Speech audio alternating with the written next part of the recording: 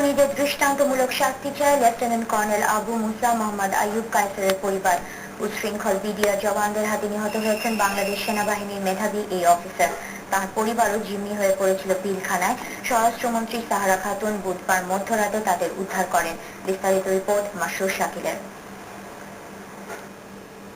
Bangladesh military academy BM এর long course সমাপ্ত করে 1983 সালে ইঞ্জিনিয়ারিং কোরের অফিসার হিসেবে বাংলাদেশ সেনাবাহিনীতে যোগ দেন আবু মুসা মোহাম্মদ আইয়ুব কায়সার।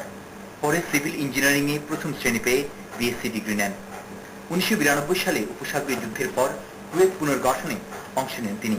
মিশনে ইঞ্জিনিয়ারিং কোরের কমান্ডার হিসেবে বিশাল এলাকায় বোমা নিষ্ক্রিয় এবং মাইন অপসারণে কাজ করেন। 2004 সালে লেফটেন্যান্ট কর্নেল হিসেবে পদোন্নতি পান চৌকুশ সেনা অফিসার আবু মুসা মোহাম্মদ আইয়ুব কায়সার। 2 বছর আগে ইঞ্জিনিয়ারিং ডিপার্টমেন্টের প্রধান হিসেবে যোগ দেন বিডিআরে। খুব ভালো ফুটবল খেলোয়াড় ছিলেন তিনি।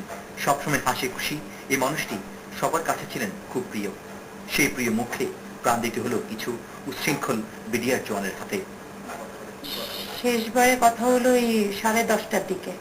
ওই তখনই ওই অতটুকুই বললো যে আমরা দরবার হলে আছি, অনেকগুলো অফিসার এখানে আমরা আছি, এখানে আমাদেরকে আটকে রেখেছে। হ্যাঁ, আর ফায়ারিং হচ্ছে, তুমি দরজা জানালা বন্ধ করে বাসায় বাচ্চা কাচ্চা নিয়ে সেফ জায়গায় থেকো, বের হয়ে না বাসা থেকে।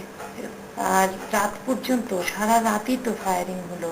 স্বরাষ্ট্রমন্ত্রী যখন গেলেন তার আগ পর্যন্ত আমাদের থ্রেট দিচ্ছিল গিয়ে গিয়ে যেভাবে আমার হাজবেন্ডকে মেরেছে ওদের ওইভাবেই মারুক, ওতেই চাচ্ছি।